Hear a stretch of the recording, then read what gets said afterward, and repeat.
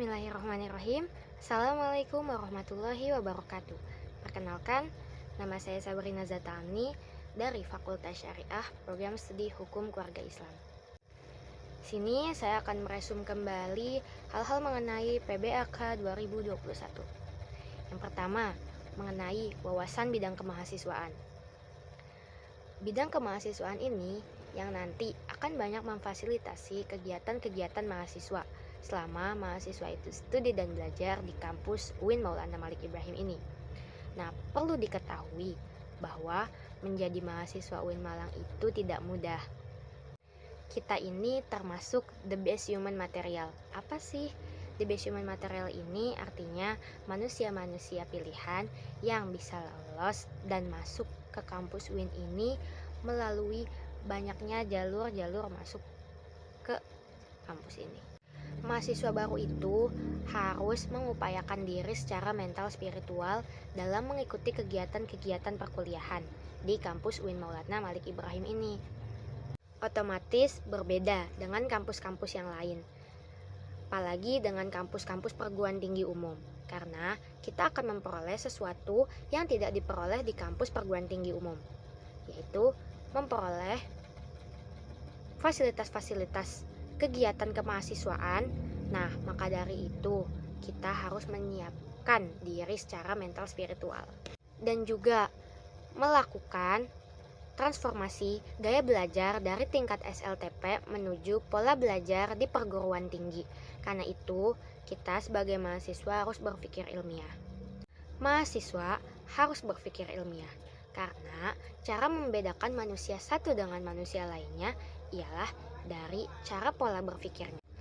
Nah, kemampuan untuk berpikir ilmiah yang tinggi itu ialah pada hakikatnya adalah berpikir yang selalu dilandasi dengan ilmu pengetahuan, baik pengetahuan umum maupun pengetahuan keagamaan. UIN Maulana Malik Ibrahim ini merupakan kampus di bawah naungan Kementerian Agama Republik Indonesia. Maka dari itu, mengapa visi, misi, serta semangatnya juga dipengaruhi oleh niat cita-cita menegakkan ajaran Islam dan melanjutkan perjuangan Rasulullah SAW. Di samping berpikir ilmiah tadi, kita pun juga harus berpikir positif.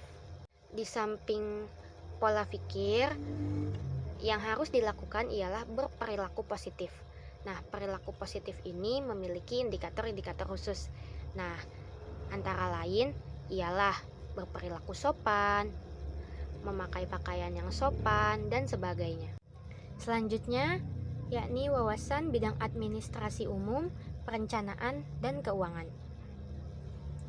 Kita adalah calon-calon pemimpin masa depan. Harapan besar kampus UIN Malang adalah seluruh mahasiswa baru UIN Malang Maulana Malik Ibrahim ini kedepannya menjadi calon-calon pemimpin di masa yang akan datang. Kitalah yang diharapkan untuk memimpin kendali bangsa Indonesia. Karena itu, harapan besar ini harus kita wujudkan secara bersama-sama.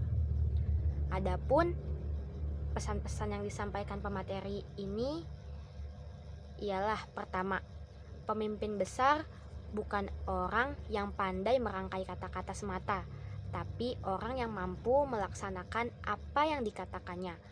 Karena itu, belajarlah melaksanakan tanggung jawab sesulit apapun. Yang kedua, pemimpin sejati bukan orang yang hanya mampu memprovokasi dan mudah terprovokasi, tapi yang mampu membangun jati diri dan memotivasi diri sendiri. Karena itu, kita harus menemukan jati diri kita masing-masing dan juga sertakan dengan niat. Ketiga, pemimpin yang baik adalah orang yang mampu membuka pintu masa depan bagi orang lain, bukan orang yang selalu mencari kesalahan pihak lain. Karena itu, belajarlah mengedepankan positive thinking.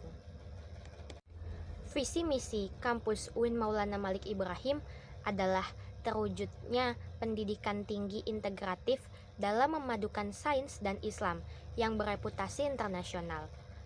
Misinya pertama adalah mencetak sarjana yang berkarakter ulul albab, yang kedua menghasilkan teknologi seni yang relevan dan budaya saing tinggi. Dari visi misi itu Tentu kita bertanya, apakah sekarang UIN Malang, tempat kita akan menimba ilmu ini, sudah berputar internasional? Kemudian apa sih ulul albab itu? Lalu apa gunanya reputasi internasional? Nah, ini harus kita pahami secara keseluruhan. Menurut peraturan yang ada, mulai dari tahun ini 2021 hingga 2025 merupakan masa atau periode untuk mencapai pengakuan atau rekognisi dan reputasi internasional. Tentu saja ini bukan sekedar kata-kata, tapi ini merupakan hal yang harus dicapai dengan jerih payah yang luar biasa oleh semua pihak secara bersama-sama. Tentu, sebelum kita mencapai reputasi internasional, kita pun harus mencapai reputasi nasional ataupun regional. Lalu, apakah kita sudah mencapai itu? UIN Malang ini mempunyai prestasi-prestasi yang luar biasa, antara lain, pertama, akreditasi institusi sudah 2 kali A, jadi kita akan mencapai institusi unggul. Yang kedua, jika akreditasi sudah A beberapa kali, kita akan mengajukan akreditasi internasional. Rencana ke depan ini, akreditasi dan sertifikasi internasional akan terus ditingkatkan. Dan masih banyak lagi prestasi-prestasi yang lainnya. Dan UIN Maulana Malik Ibrahim ini termasuk Top 10 Islamic University tingkat dunia tahun 2020.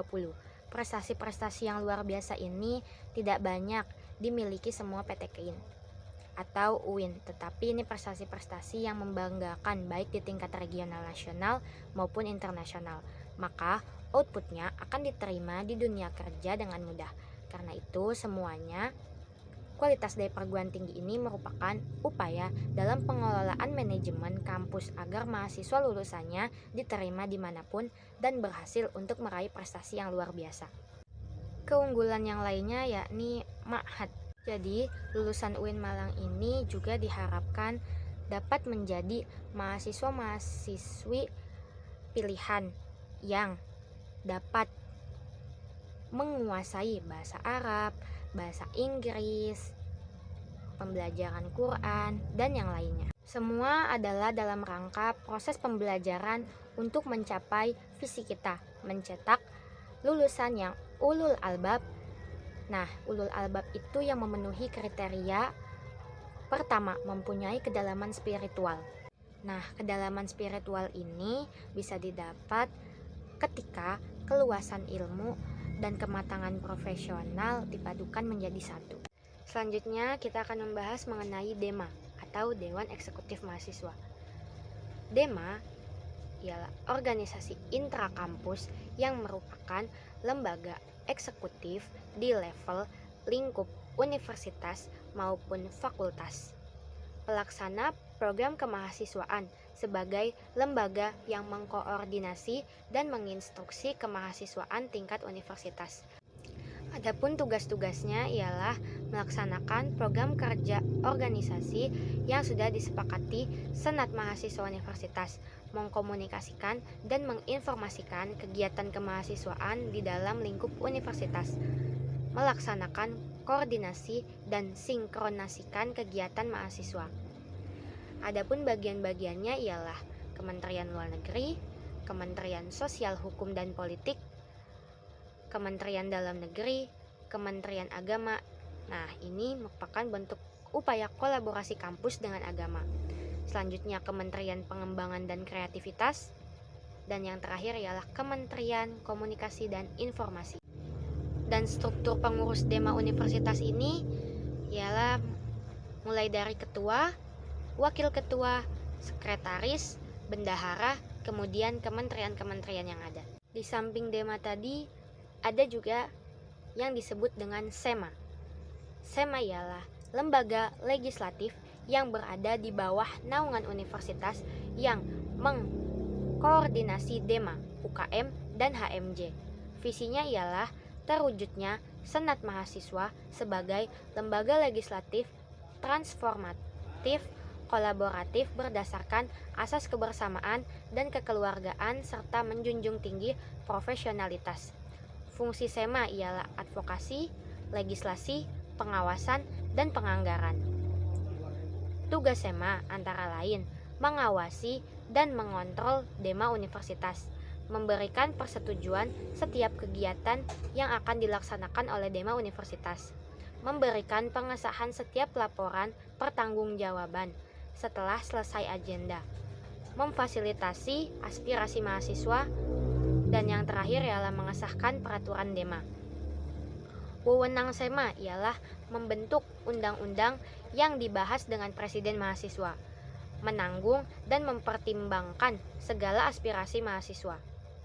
Adapun komisi-komisi dalam SEMA, yakni Komisi Advokasi dan Hukum, Komisi Organisasi dan Kemahasiswaan yang bertugas mengawal Ormawa di seluruh UIN Malang, Administrasi dan Keuangan yang bertugas pembuatan peraturan administrasi. Selanjutnya, Informasi dan Komunikasi yang bertugas menjadi alat publikasi terkait kinerja SEMA.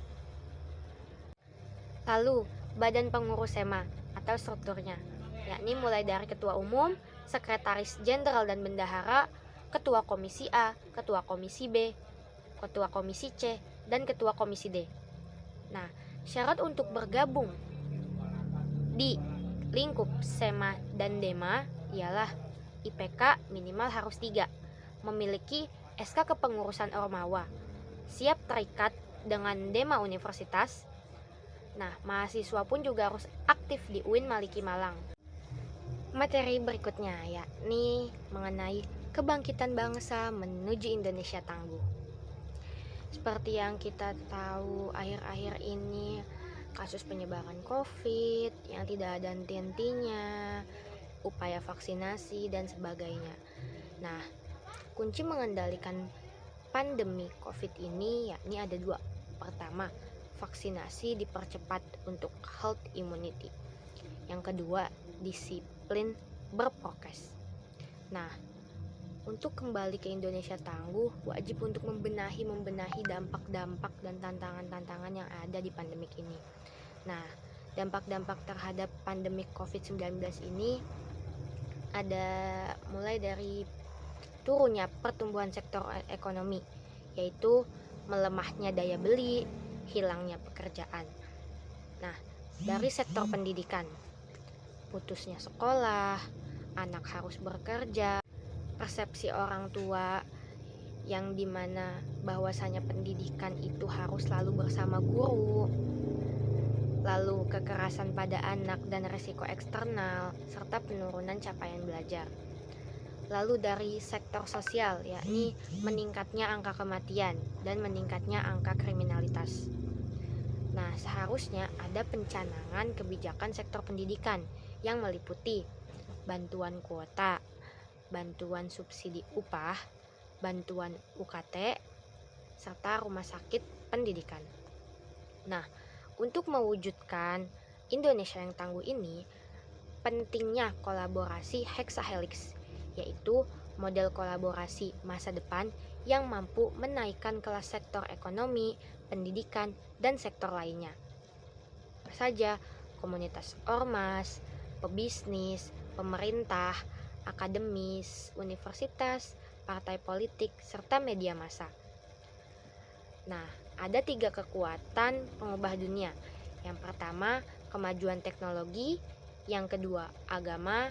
Yang terakhir adalah pasar. Dan upaya-upaya lainnya untuk mewujudkan Indonesia tangguh, yakni mencerdaskan, menyiapkan diri secara intelektual, menguatkan pondasi keagamaan, dan menyiapkan berbagai keahlian generasi muda yang tidak boleh ditawar lagi.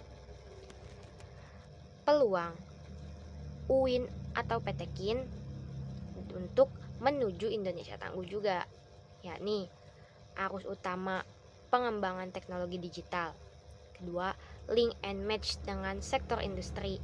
Yang ketiga, menjadi kekuatan sosio-teknopreneur. Yang keempat, epicentrum ajaran agama inklusif.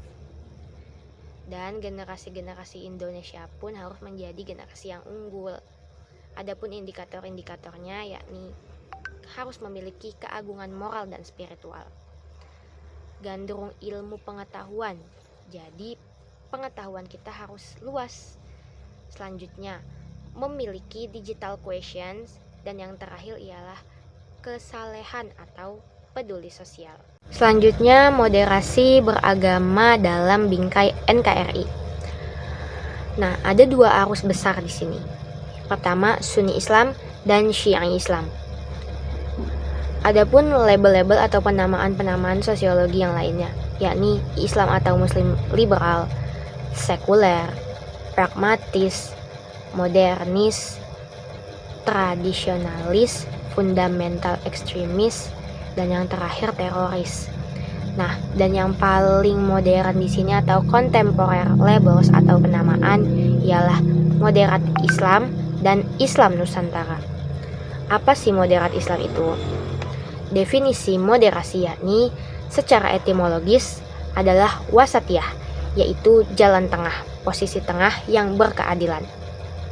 Secara terminologis ialah pemahaman atau praktek keagamaan yang menjunjung tinggi kesetaraan, keberagaman, toleransi dengan berpijak pada prinsip tawazun antara rasio atau logika, teks serta konteks. Dasar teologis. Al-Quran Surah Al-Baqarah ayat 143. Beberapa hadis dalam Sahih Bukhari. Legal opinion of the Jewish and Muslim scholars. Lalu, konteks of moderation Indonesia, yaitu moderasi relevan dan urgent di Indonesia. Kenapa harus moderasi relevan dan urgent di Indonesia? Yakni karakter Islam sebagai agama rahmatan lil alamin yang menjunjung tinggi keadaban dan harmoni inter dan antar pemeluk agama. Selanjutnya, historitas Islam di Indonesia, karakter masyarakat Indonesia yang lekat dengan kesantunan, ideologi bangsa Pancasila, dan moto Bhinneka Tunggal Ika. Lalu, isu-isu politik yang terkait dengan Timur Tengah dan politik global, baik secara langsung atau tidak, dapat mempengaruhi pemahaman dan sikap keberagaman masyarakat Indonesia serta mengganggu agenda moderasi Islam, seperti konflik Palestina versus Israel, aliansi politik Arab Amerika, OIL, political despotism and hypocrisy. Lalu, peran mahasiswa dalam mewujudkan moderasi ini ialah mahasiswa harus memerankan diri sebagai agent of change dalam menguatkan dan mendesiminasi agenda moderasi. Mahasiswa harus mengedepankan kepentingan kebangsaan dan keagamaan yang sesuai dengan prinsip moderasi. Dan yang terakhir, mahasiswa UIN harus cerdas akademik, religius, dan berkebinekaan. Mungkin cukup sekian, kurang lebihnya mohon maaf. Wabillahi taufiq wal hidayah. Wassalamualaikum warahmatullahi wabarakatuh.